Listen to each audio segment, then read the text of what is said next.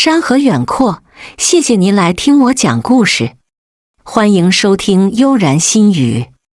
唐梦离和周俊琛是公司的死对头，但他没有想到，在某一天，两人会一起并肩作战，将他的男朋友和他的女朋友堵在酒店的同一间房里。他们还挺般配。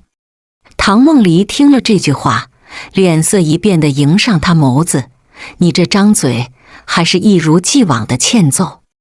他们俩能在一起偷情，难道是我说错了？唐梦离，是你对我偏见太深。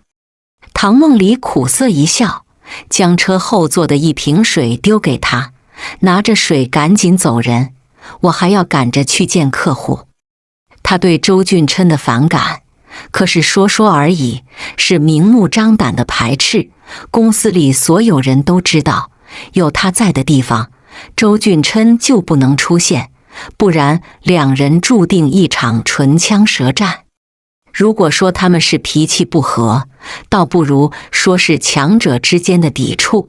唐梦离虽比不了他的职位高，但超高的业务能力，就连公司老总也对他偏爱有加。唯独周俊琛是个特例，专攻他的弱点，让唐梦离几次都情绪失控。所以在公司以后的会议里，他们俩基本再无同框。可现在他们竟坐一辆车里，近在咫尺，情绪稳定得令人诧异。唐部长，我刚才帮了你，你现在就区别对待，不好吧？他委屈地一皱眉。唐梦离嫌弃的一笑，你也不想想，要不是你没有能耐，至于让你的女友勾搭我的男友周俊琛，这么一说，你还真是罪大恶极。你还真是巧舌如簧，你咋不说是你没有魅力，才让你的男人勾搭我的前女友？唐梦离，你才是事情的元凶。在两人争吵中，他们都不示弱，就让车里气氛变得极其尴尬了。而这时，楚立成敲一下车窗，喂，我只想要回送你的礼物。唐梦离，你不会独吞那套首饰吧？他本不想要的，与钱相比，他更怕被抽，但谁让王家曼不依不饶，还说肥水不流外人田，既然分手了，就该清算清楚，不然他就跟自己绝交。楚立成已经失去唐梦离，总不能被王家曼抛弃，那就成孤家寡人了。不等唐梦离开口，周俊琛率先走下车，一脸冷漠地盯着他，送出去的东西还有脸要回来？楚立成，你让我瞧不起你，真给男人丢脸。你凭啥说我？还不是你满足不了曼曼，还不许别人爱她吗？我现在就提醒你一句，就你冷漠寡淡的脾气，早晚还被抛弃。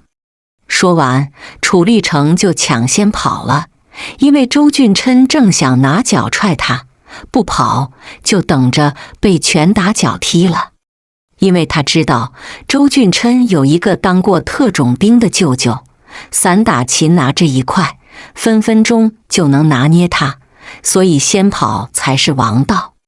谢了，既然要感谢，不如请我吃顿饭，有这必要吗？他无奈地苦笑。周俊琛抿嘴轻笑，我们之间有许多误会，吃一顿饭或许能冰释前嫌。唐梦离突然勾住他的脖子，你说的有道理，今晚我请你吃大餐。他觉得有一个能打的朋友总好过多一个敌人。可唐梦离万万没想到，不过是一顿饭，竟然他第二天后悔不已了。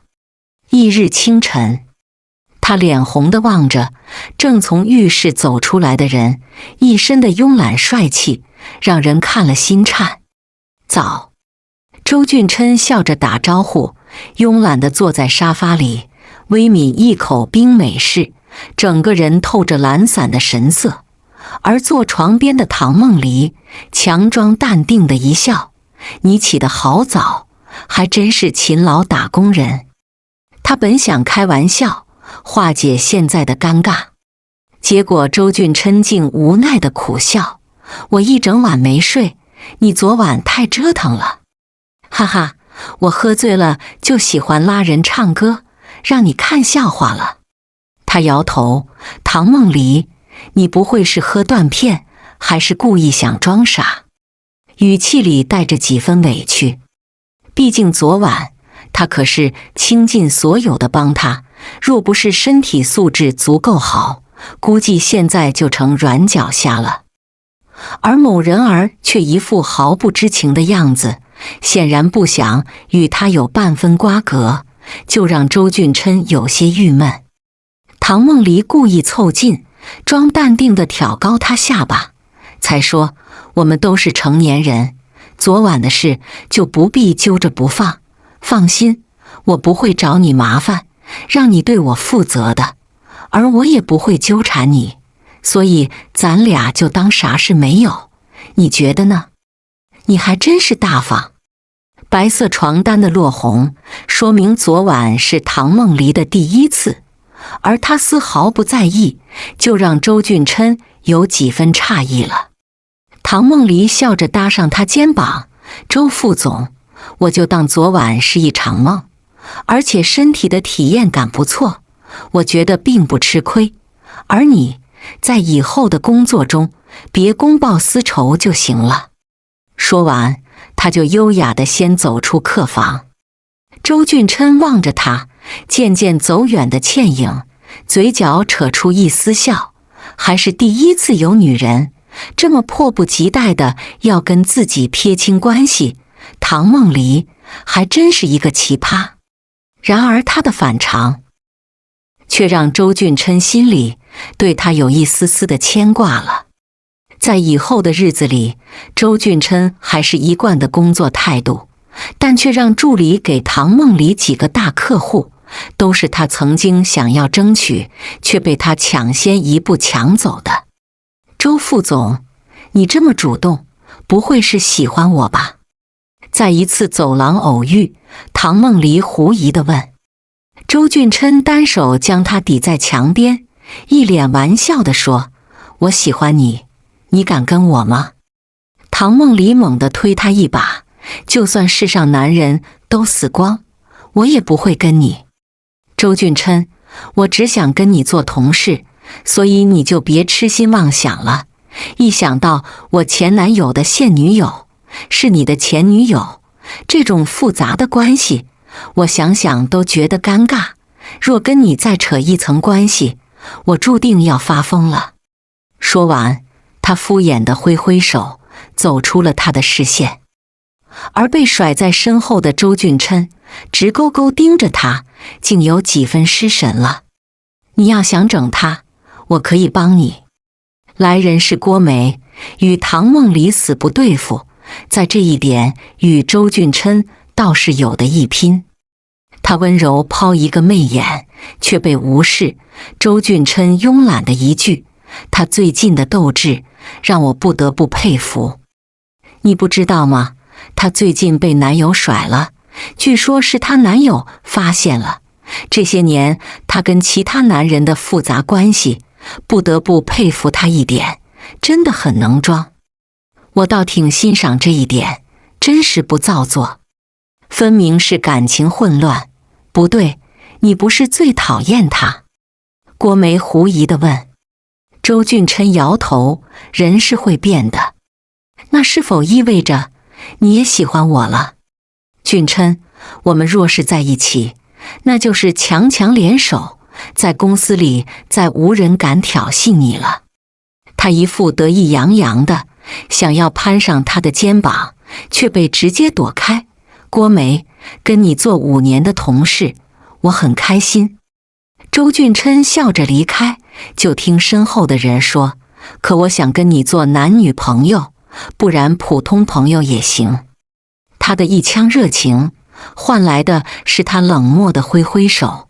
郭梅委屈的皱眉，在心里不禁嘀咕：为啥他能喜欢唐梦离，却不能也喜欢自己？在餐厅吃饭，唐梦离刚吃没几口，就看着周俊琛坐他对面，眼神炙热的神色，让他后背一凉了。有话就说，别整这副样子吓我。我给的那些客户，你还满意？他讨好地问。好，行吧，提前完成上半年的目标，不过你要是多给几个，我就更满意了。他得寸进尺的一笑。我就是要跟你谈这事，不过你要答应我一个条件。说。周俊琛凑近，才说，我爸妈听说我失恋了，正催我相亲，你要是有空闲的话，不如陪我演一出戏。几个客户，他现在只想当个女强人，一切投来的善意，自己都不会拒之门外。3个、5个。周俊琛嘿嘿一笑，成交，不过你要先陪我回家一趟，安抚一下焦急的爸妈。下午把客户资料发给我。就喜欢你的雷厉风行。唐梦离，你最近这么拼，是不是被爱情伤到后遗症？他笑着调侃。本想开个玩笑，却被唐梦离猛敲一下额头。你也被甩了，少取笑我。还有，你跟郭梅合伙欺负我，这事我还要跟你理论一下。啥？他一脸狐疑。唐梦离微皱眉头，我已经问过他，抢我客户这事，他完全是听你的，而且你们还同居在一起，既然如此，为何不找他？我说他是在造谣生事，你信吗？他点头。那不就结了？郭梅还在我面前说你是个见男人就爱的女人，我可是当场就替你怼回去了。可见无论你在风平差劲，也不会动摇你在我心里的印象。他诚意满满的态度让唐梦离缓和的一笑，温柔地抬高他下巴，才说，说实话，我也不咋讨厌你了，不过我会一直盯着你，但凡想抢我客户，我就将你拍死在沙滩。在警告后，唐梦离才起身离开，还不忘让他结账再走。回老家的当天是一个周末，周俊琛特意开车接他，还提早买好早餐，一脸殷勤地递给他。我已经问过你的助理，这是你的最爱。那这个？与早餐一起给他的，还有一个精致的盒子，打开一看，竟是一个珍珠耳钉，款式简单大方，是他喜欢的。送你的生日礼物。你都是这么哄女孩子，还真是煞费苦心。唐梦离将盒子还给他，无功不受禄，他也不需要靠男人而活。这是我第一次送礼物给女人。周俊琛这说的是实话，就连在跟王嘉曼谈恋爱时，也从未送过礼物。毕竟他是爸妈安排的相亲对象，强加的感觉让他只想冷处理这份关系。而唐梦离就不同了，在周俊琛心里，他是自己的同事兼朋友，值得他认真交往。那岂不是我这个假女友比你的真恋人还要占便宜？周俊琛，你是不是傻？他笑着问。就算是假女友，也是我自己选的。唐梦离，你跟楚立成谈恋爱，也没有多少情谊吧？不然也不会。他说一半就欲言又止了。而副驾驶座的唐梦离警告地瞪他一眼，要不是我喝醉，能让你占到便宜，周俊琛，你再敢提那晚的事，我就掐死你。说到赚便宜，那晚明明是你推倒的我有敲醒你，可你耍无赖地将我抱在怀里，还一脸贪婪地说，在工作赢不了我，现在总能拿捏我了。唐梦离，其实我才是吃亏的那一个，被吃干抹净，还被无情抛弃了。吾找谁说理？听他喋喋不休，唐梦离无奈的苦笑，最多我给你钱，就按顶级男模的价位补偿你。说完，他就从包里取出一沓钱，轻飘飘地扔在他腿上。周俊琛，这是到此为止，不然我很难保证在你爸妈面前会说出啥奇怪的话。你真是……周俊琛闷声叹气了。唐梦离明媚的一笑，我真是娇美动人又事业出色的女友。周俊琛，昨晚我加班到2点，现在要睡一觉，别再吵我，不然我掐你。那就把礼物收好，不然我偷亲你。真是服你了。周俊琛见他收好礼物，顺势将身后的毯子递给他，安心睡一觉，到家了我喊你，实在喊不醒，我不介意吻醒你。你敢？被他这么威胁，周俊琛只能认怂的憨笑，我确实不敢。之后的一路上，周俊琛专注地开车，而唐梦离因为困得不行，早已经睡得深沉，望着他安稳而又恬静的睡容，粉嫩的唇着实诱心好人，让周俊琛不禁喉结一紧，耳廓也微微泛红。察觉身体的异样，他忙收回了视线，调整好情绪，一心一意开车了。到家门口，望着他睡得香甜，周俊琛竟不忍心叫醒他了。关掉车子，他一边忙工作，一边静静地等他醒来。你怎么没叫醒我？唐梦离揉一下眼睛，望一眼天空的红霞，慵懒地伸下懒腰。你老家的环境还真不错，像极了世外桃源。爸妈不在，所以让你多睡一会儿。其实是不想吵醒他，而大家特意推迟吃晚饭的时间。现在已经7点，我们要进去吗？周俊琛猛然凑近，在唐梦离心里紧张时，竟看他撩开自己额前的发丝。你想干嘛？这样精神多了。知道自己误会他，唐梦离挤出一丝笑。我给叔叔阿姨带的礼物，记得找我报销。就等你这句话，周俊琛，你知道吗？我就欣赏你才财大气粗的这点。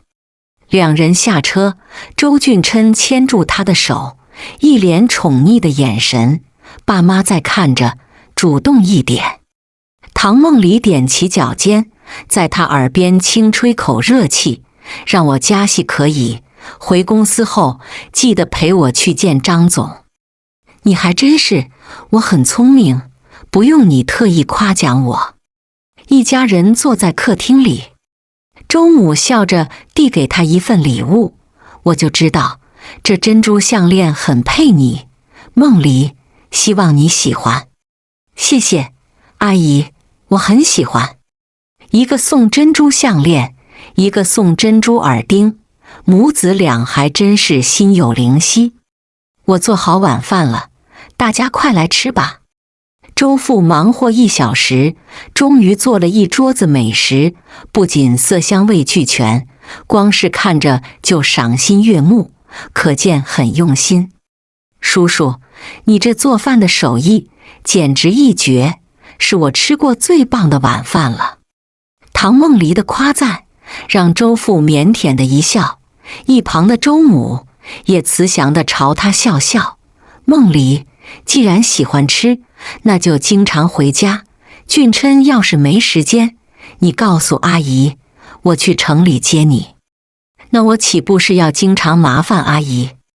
他卖乖讨巧的性子，一下子就拿捏未来公婆，让他们越来越喜欢他，甚至把亲儿子晾一边，一心只想宠着唐梦离了。晚饭后，唐梦离就跟着他回2楼的卧室，望着另一间房的杂七杂八，他只能认命跟周俊琛今晚挤一间房了。就一张床，今晚怎么睡？他主动地问。其实是把问题丢给周俊琛，也是想看一下他内心的想法，有没有对自己有企图。周俊琛想也没想，说：“你睡床，我睡地上，这点觉悟我还是有的。”唐梦离伸手扯一下他的领口，淡淡的问一句：“你没有梦游的习惯吧？”“我是没有，就怕你有这毛病。”两人又开始针锋相对，像极古言小说里的欢喜冤家。“放心，我身心健康，才没有你幻想的那些事情。我可警告你，你要是想半夜爬上床，我就让你这辈子当太监。”周俊琛轻身将他揽进怀里，凑耳边低语地问：“如果你钻进我的被窝呢？”“这是没可能的事。”说完，他优雅地一把推开周俊琛，拿着睡衣走进浴室了。被甩在身后的人只能苦涩一笑，如此被嫌弃和威胁，还是头一次经历。若不是自己没有魅力，那就说明一点，唐梦离的眼睛有问题。半夜时，唐梦离闭眼从厕所出来，就钻进了某人的被窝里，环住他的脖子，脚搭在大长腿上，一副享受的睡姿，却让周俊琛吃尽苦头。看来他今晚要失眠了。不过像他这样毫无防备地跟着自己，就回到远离城里的老家，确实有够单纯。但正是因为这一点，让周俊琛有一丝的动心了。唐梦离无意识地蹭一下他的俊脸，周俊琛本能地在额头亲一下，却正好把他给吻醒了。近在咫尺的对视，让他脸红到脖子。“早，你怎么在我床上还偷亲我？”他恼火地质问。周俊琛轻咳一声，才更正地说：“是你抱着我睡的，唐梦离，你不会想恶人先告状吧？”被他一提醒，唐梦离扫一眼所在位置，尴尬的一笑，才猛地推开他，装傻充愣地说：“周俊琛，就算是我不小心睡在你被窝，你也可以推开我，但你没有，是不是故意想占我便宜？”周俊琛微顿几秒，直接吻上粉唇，虽只是蜻蜓点水一吻，也让他脸颊绯红到发烫。刚要骂人，就看到门外的周母笑盈盈地攀上他脖子：“俊琛，你对我真好，随便送出手就是奢侈包包。你喜欢的，我都会倾尽所有，而且你这么好，值得拥有更好的礼物。”周俊琛瞥一眼已经走远的母亲，依旧深情地凑在粉唇啄一口，才邪笑地说：“你未来婆婆已经走远了，你能松开手了吧？皮包骨头，硌得我腰疼。”唐梦离羞红脸，一把推开他：“周俊琛，你是故意的，你讹我一个名牌包包，就不是故意的。”“唐梦离，我以前怎么不知道你这么贪财好色？”“我一直贪财好色，只可惜你不是我的菜。”两人又开始吵闹起来，正应了那句话：欢喜冤家看着水火不容，但也是最有可能成为情侣的。毕竟有的人连吵都懒得吵，没有任何交流，就更别提谈情说爱了。“叔叔阿姨，谢谢你们的热情招待，等忙完了工作，我还会再来的。”临走时，唐梦离还不忘抱一下周母，娇柔懂事的模样，一下子就让周母自爱在心坎了。“梦离，阿姨喜欢你，如果俊琛敢欺负你，你就告诉我，我永远是你最大的靠山。”“得嘞，我这算有尚方宝剑了。周俊琛，看你以后还敢欺负我吗？从来也是你欺负我。”他轻笑地说。周母不舍得握住他的手：“梦离，等你嫁进周家，阿姨帮你欺负他。”在周家待了2天，唐梦离他们终于开车返回城里了。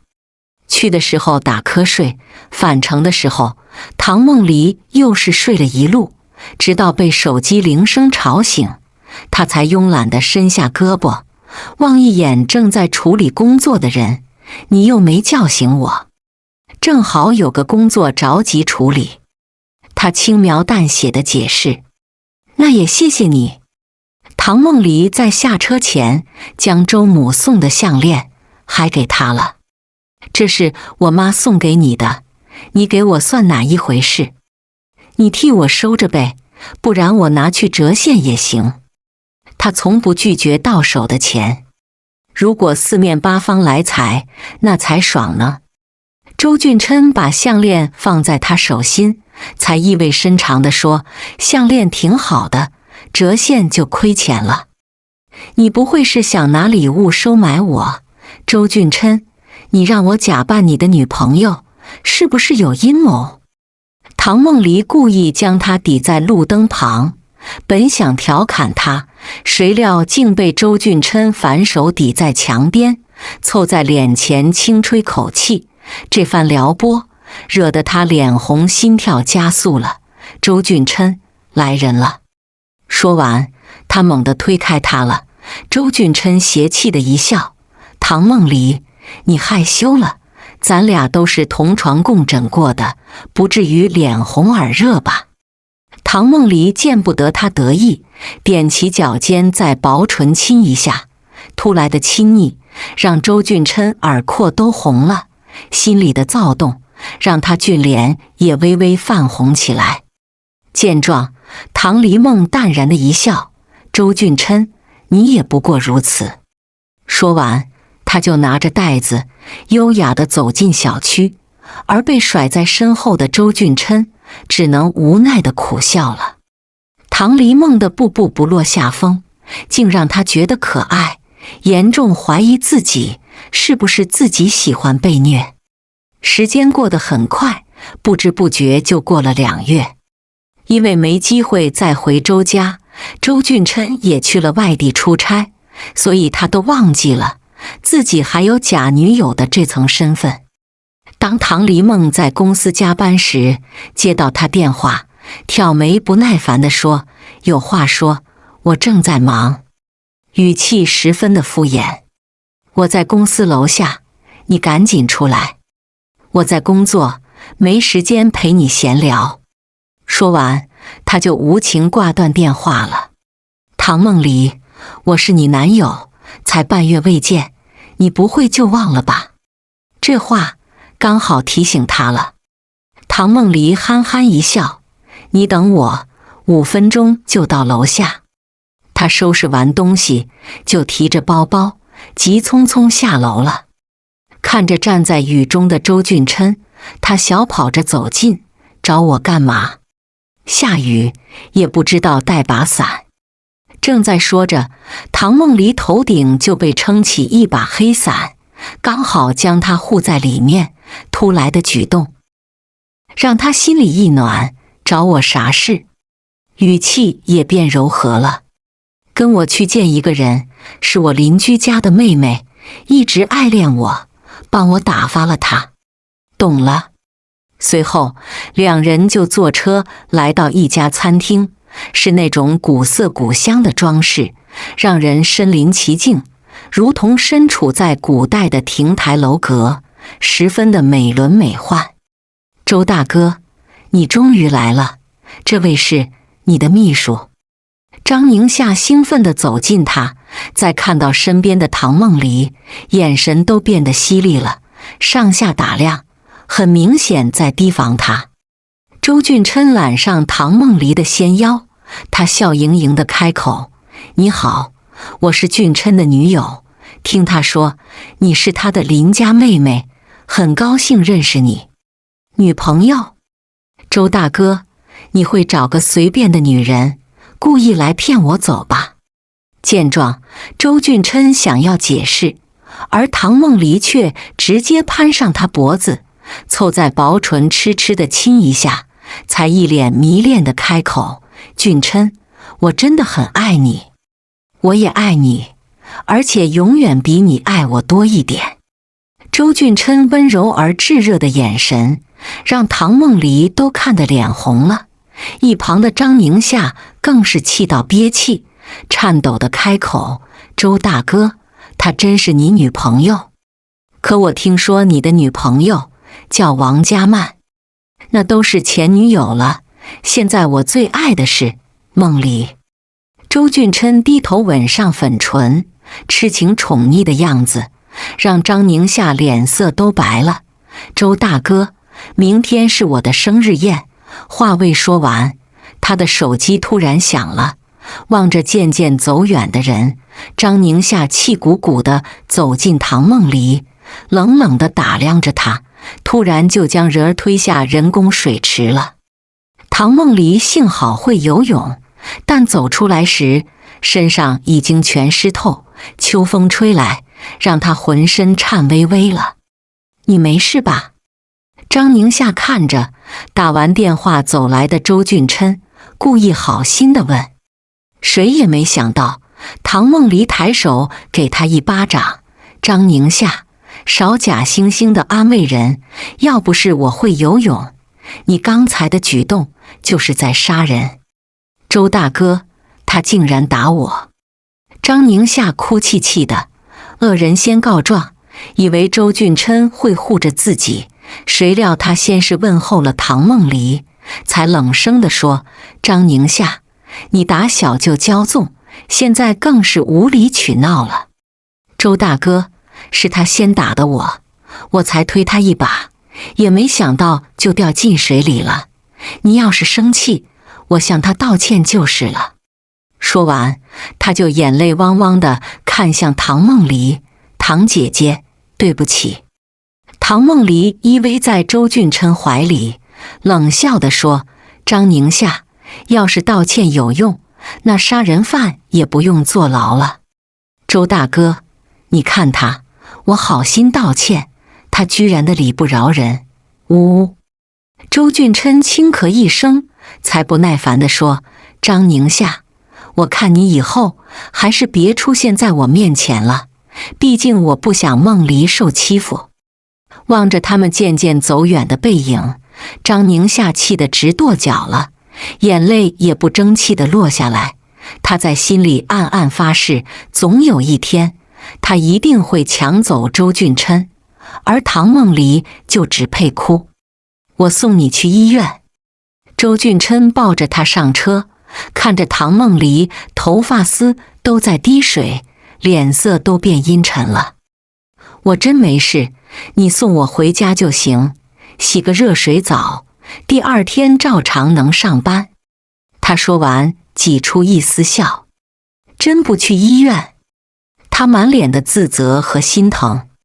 唐梦离笑着点头，我没你想的那么脆弱，开车回家吧。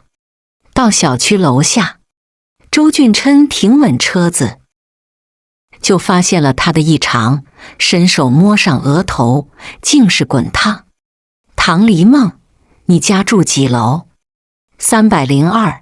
唐黎梦微睁开眸子，挤出笑的想要自己下车，却因为腿脚发软，硬是撞进周俊琛的怀里，两眼一黑，就失去意识了。周俊琛在他家照顾了一整夜，唐梦离终于睁开美眸，望着坐在床边椅子上的男人，一脸的疲惫，做着睡着的模样，让他心里一暖了。你醒了？周俊琛伸手摸上额头，刚好温热，终于退烧了。你一晚没睡？他点头。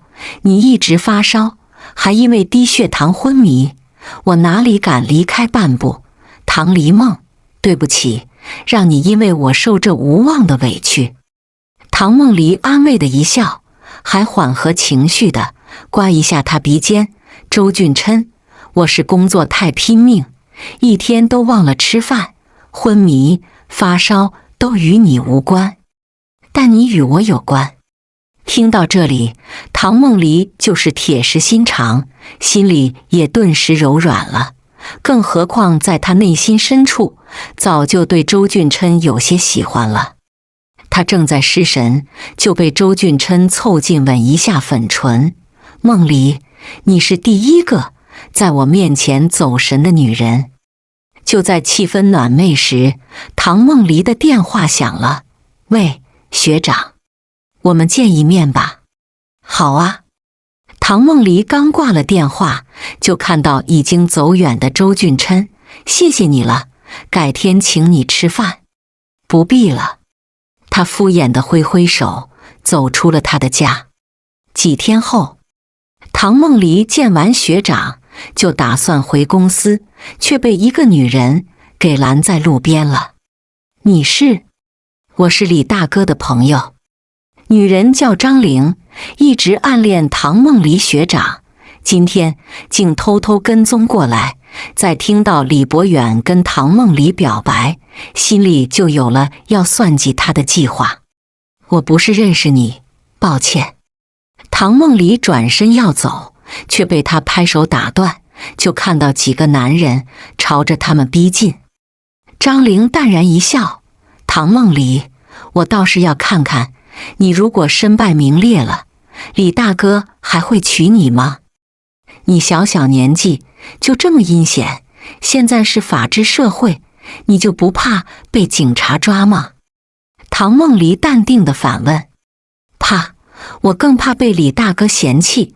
唐梦离，你抢走我的男人，我不会让你好过。张玲抬手要打人，却被唐梦离抢先给他一巴掌，脸颊瞬间红肿了。你竟敢打我！我为什么不能打你？唐梦离拿出手机，想要报警，却被一个男人给抢走手机。正在僵持不下时，一辆豪车停在路边，周俊琛从车里走下来，径直走进了唐梦离。你没事吧？你有情人，还跟我抢李大哥？张玲气鼓鼓地问。唐梦离依偎在周俊琛怀里，讥讽地一笑，我要想跟你抢，早就嫁给李博远了，而且你也不看看，我身边的男人不比他优秀多了。我们走。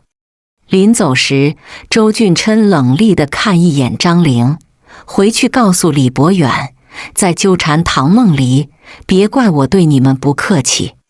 张玲望着他们离开，竟觉得是自己的转机，这样一来，李博远再也别想惦记唐梦离了。谢了。上了车，唐梦离笑着说，你总是这么麻烦。他无奈的一笑，但心里却是有些得意。唐梦离喝一口水，才望向开车的他。周俊琛，今晚去我家，我请你吃饭。好。下班时，周俊琛故意在车里等他，瞅见他从电梯走出来，伸手将他扯上了车。在关车门的刹那，周俊琛凑在粉唇亲一下。梦离，叫我跟你回家，不会是简单吃饭吧？吃饭再聊。周俊琛没有想到唐梦离还有一手好厨艺，不过是1小时就准备一桌丰盛的晚餐。再给两人倒好红酒，唐梦离才举杯淡笑地开口，俊琛，今天真的很感谢你。感谢要有诚意。他指尖微微蹭一下他的粉唇，唐梦离也不扭捏，凑近在薄唇亲一下，才笑盈盈的又开口，我爸妈也在催婚，你陪我回家一趟，行吗？你有客户给我？他笑着问。唐梦离摇头，我把自己给你，咱俩各取所需。周副总，你还满意这个条件吗？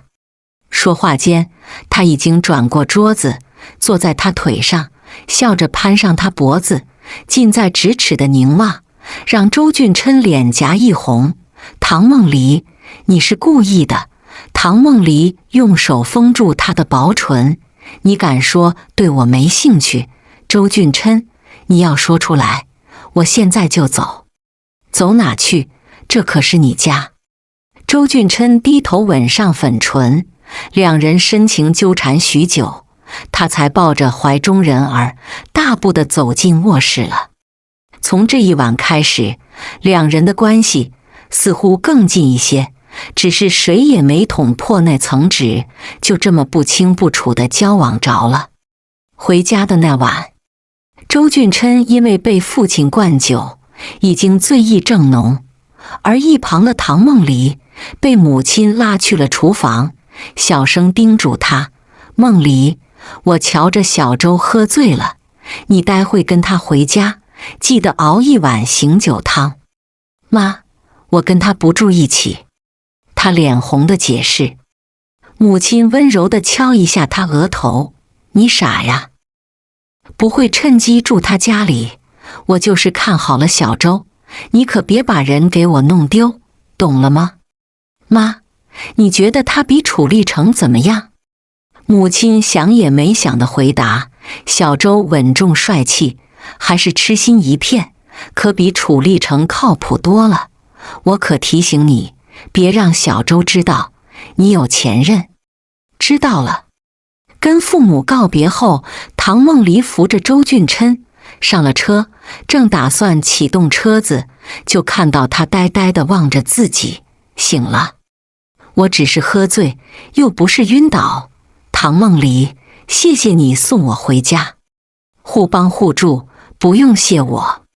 到了高档小区楼下，周俊琛踉跄着下车，唐梦离怕他摔倒，急忙伸手扶住他，刚站稳了，就被他伸手扯进怀里，跟我回家。我还有工作没做完，话说一半，就被他用嘴堵住了他的。亲吻过后，才悠悠地说：唐梦离，我家的床又大又软，要不要试一下？说完，他拦腰抱起了他，大步走进了电梯。一夜风晴后，唐梦离正要赤脚下床，却被一只手重新拉回怀里。梦离，别走，我去给你倒杯水。周俊琛在他颈子上深吸一下，才慵懒地说：梦离，我知道你睡不习惯，慢慢会习惯的。啊？他狐疑的一愣。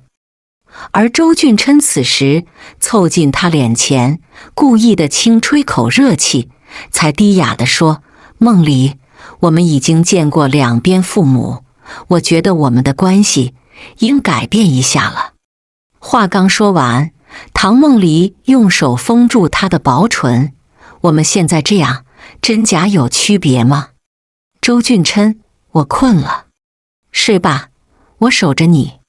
可我想回家了，你是知道的，我最赖床。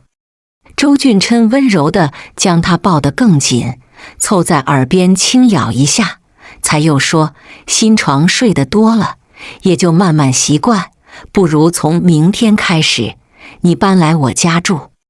打住，我是独立的新女性，还是喜欢各睡各的。你又想干嘛？唐梦离被压在身下，让他紧张起来，而周俊琛凑近吻一下粉唇，安抚的一笑：梦离，你定的各睡各的，从下次开始。啊，他正犹豫，就被他深情吻上唇。这一夜注定是互相沉沦的一晚了。半月后，唐梦离陪着闺蜜去见相亲对象，正巧闺蜜去了洗手间，相亲的男人紧张地问：唐小姐，我一直暗恋楚娇娇，你能告诉我一些关于她的喜好吗？唐梦离笑着点头：我来的不是时候。周俊琛冷冷地坐在他们身旁，这个女人竟背着自己在外相亲，让他心里生出无端的怒火。你回来了，俊琛，我介绍一下。周俊琛打断他的话：我没兴趣认识他，跟我回家。临走，他转头看向男人：她是我的女人，你不配。啥？男人一脸的蒙圈了。上了车，周俊琛只顾冷着脸开车，一旁的唐梦离竟扑哧笑了：周副总，你不会吃醋了吧？唐梦离，我才出差半月，你就来跟男人相亲，别忘了，我们还有约定。他摇摇头，周副总，约定？我以为我们之间早就是真的情侣了，看来是我多情了。你刚才在耍我。他猛地把车停在路边。唐梦离笑盈盈地望向他，周副总，你都没弄清楚，就开始随意吃飞醋，我干嘛要主动解释清楚？他得意的一笑。周俊琛解开安全带，轻身凑到他脸前，深深地吻一下，才说：唐梦离，把话说清楚。刚才的男人是在跟我闺蜜相亲，我只是陪着闺蜜一起来的。周俊琛，你刚才跟人凶巴巴，我看你以后如何跟人家再见面。周俊琛抿嘴轻笑，都是男人，没那些小心眼，更何况他的终生大事还掌握在你手里。梦离，帮我解释一下好吗？好，只要好处到位，死人我也能说活了。他才刚说完，周俊琛从包里取出一个盒子，送你的。唐梦离打开一看，竟是钻石项链，这么精致，周副总，这次终于舍得下血本了。喜欢吗？喜欢。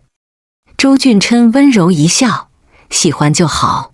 梦离，我馋你做的火锅鸡了。这还不简单，跟我回家，今晚就满足你。好。他低头吻上粉唇，而唐梦离也主动抱住他的脖子，两人深情拥吻在一起了。虽然没有明确关系，但两人早已芳心暗许，做了情侣该做的所有事，就是忍着不挑明。这份朦胧的关系，或许已经让彼此上瘾。因为自从那晚之后，两人经常夜夜守在一起，无尽的爱意让周俊琛眼里再也容不下旁人。一场风情后，周俊琛说出自己要调去外地，唐梦离猛地推开他：周俊琛，你都要准备走了，还勾搭我？我就是因为要走，才想着跟你挑明关系。梦离，做我女朋友吧。想得美。他起身要走下床，却被他从身后抱住纤腰，凑在梗子上深吸一口气，才说：梦离，我一直以为自己这辈子都会孤单，直到遇到你，才终于明白，为何有人会为情疯狂。爱一个人真的是一件奇妙的事。那你有为谁发疯吗？唐梦离翻身将他压在身下，用指尖轻刮他的俊脸，如此的撩拨让周俊琛喉结一紧。我的一举一动还不够明显吗？梦离，我只对一个女人上瘾，那就是你。说完，他凑近吻上粉唇，肆意的吻让两人都渐渐沉沦了。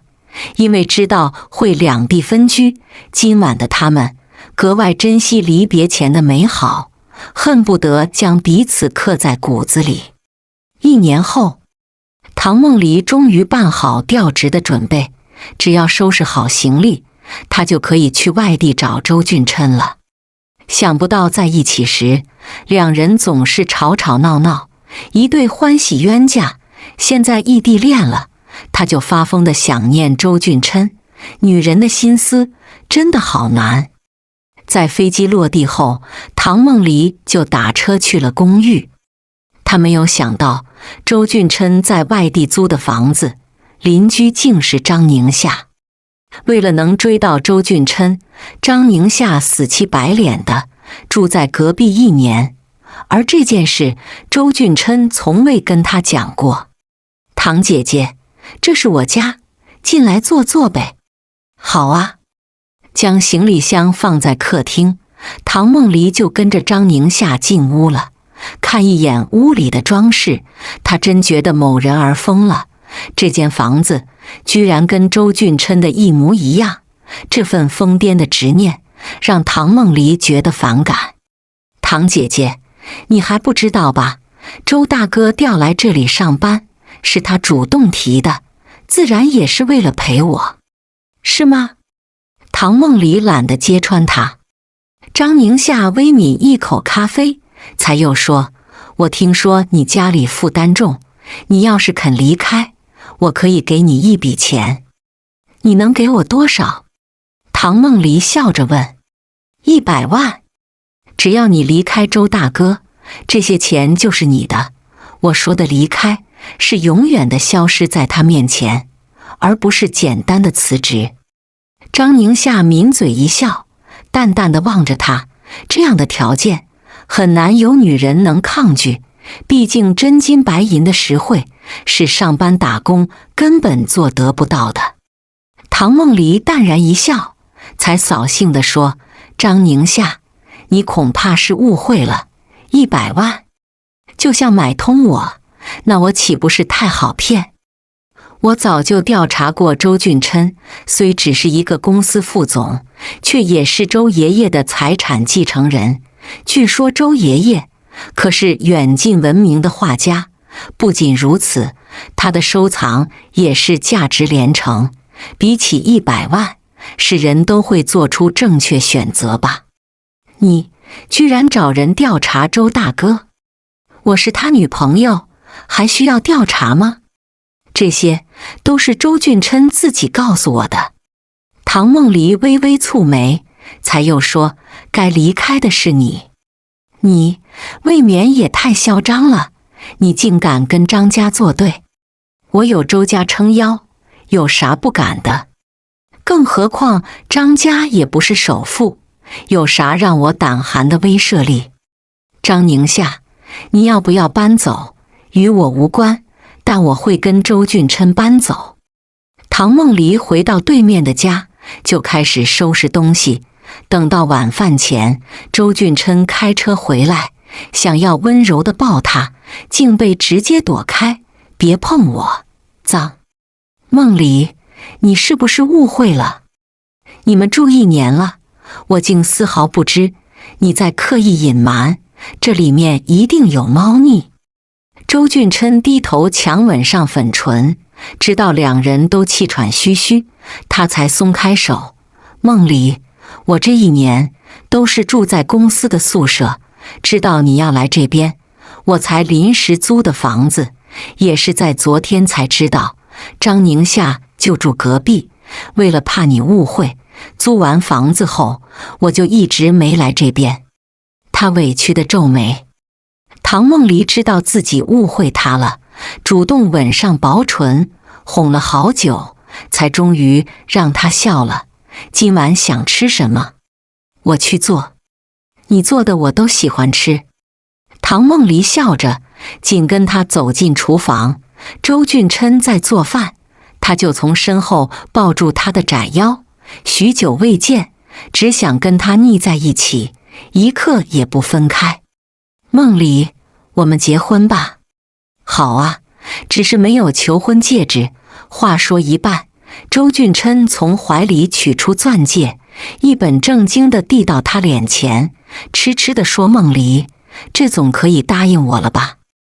我是一个不懂得哄男人的工作狂，你真的不后悔？周俊琛戴好戒指，在他指尖轻吻一下，才深情地说：梦离，只要我会哄就行了，往后余生我会一直哄你，此生不变心。一生太长了，在我这里我还嫌短呢。梦离，真想跟你过3生3世，永不分离。唐梦离在他额头敲一下：你言情小说看多了，3生3世，你还不如说永生永世。我们是妖怪吗？都不会死。只要有你，我不敢死，也不舍得死。周俊琛才说完，唐梦离凑近吻上薄唇，才笑得风情万种地说：周俊琛，我不许你死。这一晚，两人住在公寓里，隔天就搬离这里，找一处新房子，过起两人的同居生活。就是这一点，彻底激怒了张宁夏，让他下定决心除掉唐梦离。某天傍晚，外面下起鹅毛大雪。唐梦离刚从超市出来，就被一个黑衣人打晕，扛着丢进车里，消失在白茫茫的夜里。再醒来时，他望着陌生的环境，这是一个破旧的房子，四周都画着抽象的画，有几幅画特别的恐怖，让他吓得后背一凉。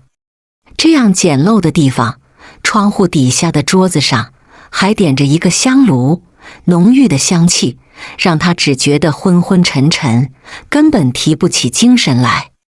你很厉害，居然能在香气里醒来。这香？他望着走进来的男人，狐疑地问。男人抿嘴一笑，这香是我自己研制的，有使人昏迷的作用，不过也有个例。你是谁？为何要把我绑来这里？唐梦离心里确定自己不认识眼前男人，更别说得罪过他。男人凑近蹲下身，用手掐住他的脖子，才开口：我是一名画家，只要你乖乖配合，等画完这幅画就把你放了。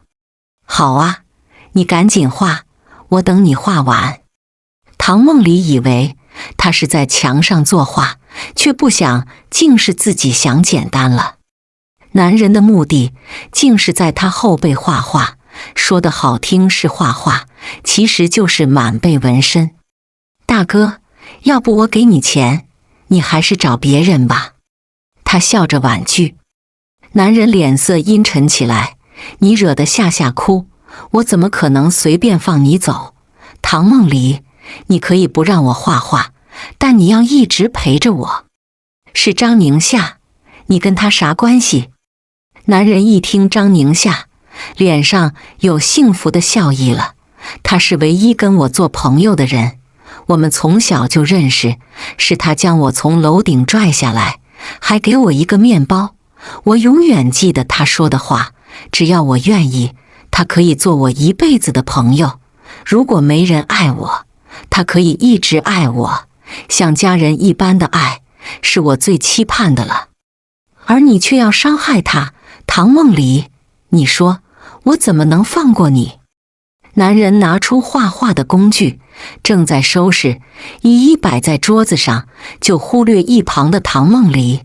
他用尽力气割开手上的绳子，正要从他身后逃走，就被男人猛地扯住胳膊。他手上的刀轻轻一划，唐梦离的手上多出一条血口子，疼得他眉头紧皱，脸色泛白了。很疼吧？他关心地问。你真是一个疯子。男人肆意地笑了。你才发现啊，我就是一个彻头彻尾的疯子。不过从此以后，你要跟一个疯子住在一起，除非我死，不然你逃出这个地方。那倒未必。周俊琛踹开门，走进了这间房子。他扫一眼唐梦离，看着手上的血迹，眼里尽是心疼。梦离，对不起，是我来晚了。你竟能找到这里，那就留下来一起陪我。我并不在乎多杀一个人。男人说着，邪笑地举起水果刀，朝着唐梦离的脖子划去，眼看就要割断喉咙，却被周俊琛及时挡在前面。他竟用胳膊去挡刀子，嫣红的血不断渗出，让唐梦离直接吓晕过去。都放下武器，不然我们开抢了。就在千钧一发之际，警察终于赶过来。周俊琛深吸一口气，才踉跄着站起身。我先送女朋友去医院，这里就交给你们了。为首的警察点点头，我让张警官陪你一起，有事随时给我打电话。周俊琛嗯了声，抱着昏迷的唐梦离走出了破房子。郭明，你涉嫌一桩杀人案，请跟我们回警局一趟，接受调查。我跟你们走。等一下，为首警察，冷冷地扫一眼他。你并不认识唐梦离，就想着要杀他，你是否有同伙？郭明冷静地摇头，我不认识他，只是随即作案。警察同志，我是一个惯犯，想杀人还需要理由吗？带走吧。不管为何绑来唐梦离，现在郭明被抓，一切也就归于平静。本市的广大女性再不用惴惴不安，担心夜里被人绑架了。医院的病房里，几天后，一个明媚的下午，周俊琛手臂受伤，都来不及休息，一直守在唐梦离床前。见他悠悠醒来，终于长吁一口气了。梦离，你总算醒了，你手臂没事吧？他笑着摇摇头。唐梦离主动攀上脖子，在他薄唇亲一下，才一脸自责地说：周俊琛，是我连累你，你是手臂废了，我养你一辈子。这话当真？他温柔地笑了。能被爱的人在乎，周俊琛这辈子算值了。唐梦离猛地点头，我说过不许你死，你这辈子就只能是我的。周俊琛，我们结婚吧。这么急，这么霸道。他一脸笑意。他笑着再薄唇亲一下，才一脸担忧地说：我怕夜长梦多。周俊琛，有你真好，总能在我危险的时候，你及时出现，看来咱俩真是天造地设的一对。周俊琛握紧他的小手，在薄唇深情吻一下，才痴痴地说：天生一对儿，但是我高攀你了。全剧终。